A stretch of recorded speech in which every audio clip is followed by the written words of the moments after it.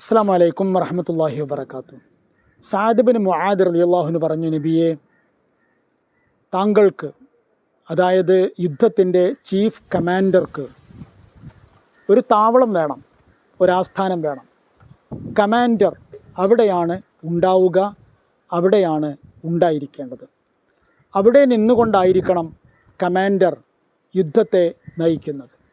മഹാനായ നബി സല്ലല്ലാഹു അലൈഹി വസല്ലം തങ്ങൾ എല്ലാ സൈനികരെയും പോലെ യുദ്ധക്കളത്തിൽ ഇറങ്ങി യുദ്ധം ചെയ്യാൻ സർവാത്മനാ തയ്യാറാണ്.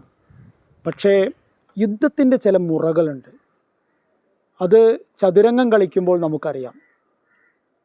അതിലെ രാജാവിനെ സംരക്ഷിക്കുക എന്നതാണ് യോദ്ധാക്കളുടെയും യുദ്ധഗതിയുടെയും ചുമതല.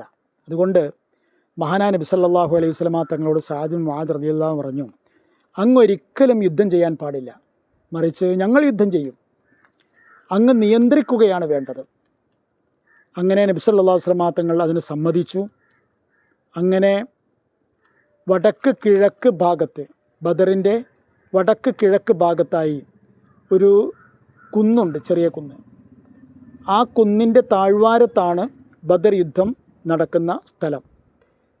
ആ കുന്നിൻ്റെ പള്ളയിലായിട്ട് നബിക്ക് ഒരു താൽക്കാലിക കേന്ദ്രമുണ്ടാക്കി. അതിനെ അരീഷ് എന്നാണ് പറയുന്നത്. അരീഷ് പിന്നീട് ചരിത്ര പ്രസിദ്ധമായി. അതുകൊണ്ട് ഈ അരീഷിനെ പ്രത്യേകമായി അടയാളപ്പെടുത്തപ്പെടുന്നുണ്ട്.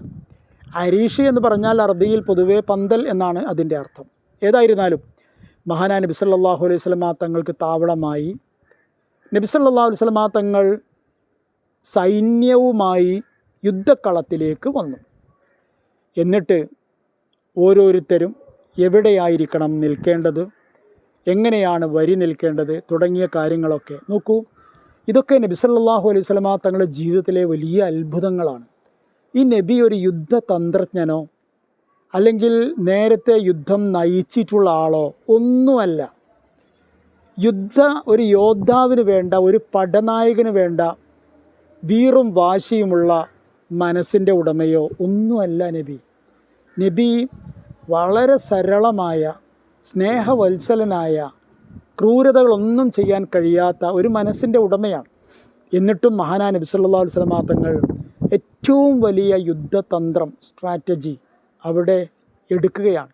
ആരൊക്കെ എവിടെയാണ് നിൽക്കേണ്ടത്, എപ്പോഴാണ് ആക്രമിക്കേണ്ടത്, എപ്പോഴാണ് മുൻനിരയിലുള്ളവർ ആക്രമിക്കേണ്ടത്, എപ്പോഴാണ് പിൻനിരയിലുള്ളവർ ആക്രമിക്കേണ്ടത്, എപ്പോഴാണ് അമ്പ് ഉപയോഗിക്കേണ്ടത്, എപ്പോഴാണ് വാൾ ഉപയോഗിക്കേണ്ടത്, ഇങ്ങനെ ഓരോ കാര്യങ്ങളും മഹാനായ നബി സല്ലല്ലാഹു അലൈഹി വസല്ലം തങ്ങൾ അവരെ പറഞ്ഞു പഠിപ്പിച്ചു കൊടുത്തു. അതിനുശേഷം ആ രാത്രിയിൽ തന്നെ, അപ്പോഴേക്കും രാത്രിയായി, ആ രാത്രിയിൽ തന്നെ മഹാനായ നബി സല്ലല്ലാഹു അലൈഹി വസല്ലം തങ്ങൾ ബദർ രണാങ്കണത്തിലേക്ക് ഇറങ്ങി, നാളെ യുദ്ധം നടക്കാൻ പോകുന്ന സ്ഥലത്തേക്ക്. എന്നിട്ട് ഒപ്പമുണ്ടായിരുന്ന ഏതാനും പേരോട് ചൂണ്ടിക്കാണിച്ചു കൊടുത്തു. ഹാദാ മസ്റഉ ഫുലാൻ, ഹാദാ മസ്റഉ ഫുലാൻ, ഹാദാ മസ്റഉ ഫുലാൻ. ഇത് ഇന്നയാൾ വീഴുന്ന സ്ഥലം, ഇത് ഇന്നയാൾ വീഴുന്ന സ്ഥലം. മഹാനായ നബി സല്ലല്ലാഹു അലൈഹി വസല്ലം തങ്ങൾ എല്ലാവരും, പ്രധാനികളായ ഓരോരുത്തരും നാളത്തെ യുദ്ധത്തിൽ വീഴാൻ പോകുന്ന സ്ഥലങ്ങൾ കാണിച്ചു കൊടുത്തു. എന്നതിന് ശേഷം അവരെല്ലാവരും അവരുടെ വിശ്രമത്തിലേക്ക് മടങ്ങി. അന്ന് രാത്രി അവരെല്ലാവരും നന്നായി ഉറങ്ങി. ഇതാണ് ഇസ്ലാമിക സേനയുടെ ഏറ്റവും വലിയ ഒരു പ്രത്യേകതയും സവിശേഷതയും. എന്താണെന്നറിയാമോ? സത്യത്തിൽ അവർക്ക് ആളില്ല, ആയുധങ്ങളുമില്ല, വേണ്ടത്ര ആയോധന പാഠവുമില്ല. അവർ യുദ്ധത്തിന് എന്ന് കരുതി ഇറങ്ങിയതുമല്ല.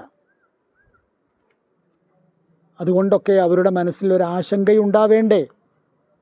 അതുകൊണ്ടൊക്കെ അവരുടെ മനസ്സിൽ ഒരു ഭീതി ഉണ്ടാവേണ്ടേ? പക്ഷേ അതൊന്നും ഉണ്ടാകുന്നില്ല. അള്ളാഹുവിലുള്ള തവക്കുലിൻ്റെ ആഴവും പരപ്പുമാണത് കാണിക്കുന്നത്. എല്ലാവരും സുഷുപ്തിയാണ്ട് ഉറങ്ങി. മഹാനായ റസൂലുള്ളാഹി സ്വല്ലല്ലാഹു അലൈഹി വസല്ലം തങ്ങളോട് ആ കാര്യം അള്ളാഹു ഓർമ്മപ്പെടുത്തുന്നുണ്ട് സൂറത്തുൽ അൻഫാലിൽ. പിറ്റേ ദിവസം പുലർന്നു. അന്നാണ് ചരിത്ര പ്രസിദ്ധമായ ബദർ യുദ്ധം നടക്കുന്നത്. രാവിലെ അൽ ഉദ്വത്തുൽ ഖുസ്വായിൽ നിന്ന് മക്കക്കാർ പുറത്തേക്കിറങ്ങി. അവരിന്ന് ബദറിലേക്ക് മാർച്ച് ചെയ്യുകയാണ്.